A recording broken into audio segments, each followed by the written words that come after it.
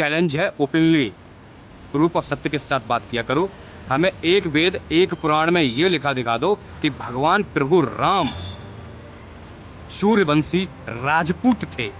राजपूत शब्द दिखा दो प्रभु श्री राम का, रामायण में दिखा दो।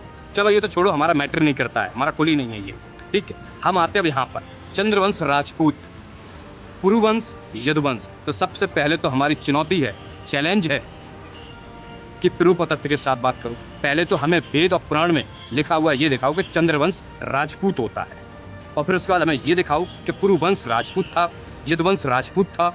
और तुमने बताया 1920 में जदुवंशी राजपूतों का टाइटल चुराकर उनका इतिहास चुराने वाला ये काली बाएं से जैसी शक्ल वाला भी बोलता है कि राजपूत शब्द बताओ महाभारत रामायण में। महाभारत में भगवान राम और लक्ष्मण को राजपुत्र कहा गया है, द टू ब्रदर्स, जो संस्कृत में आप सभी देख सकते हो, राजपुत्र भगवान राम और लक्ष्मण। दूसरा राजपुत्र शब्द मिलता है रामायण के बालकांड में, ब्रह्म ऋषि विश्वामित्र राजा त्रिशंकु को राजपूत कहा गया है।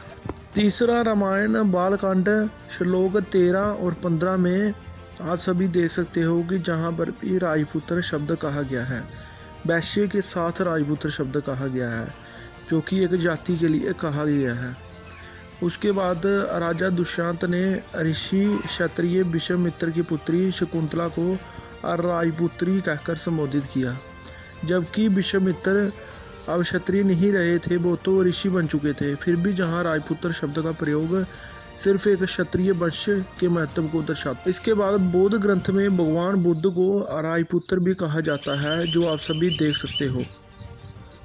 ना ब्राह्मण ना ही राजपूतों, जहाँ पर क्या एक जाति के लिए बोला गया है, ना ब्राह्मण और ना राजपूत।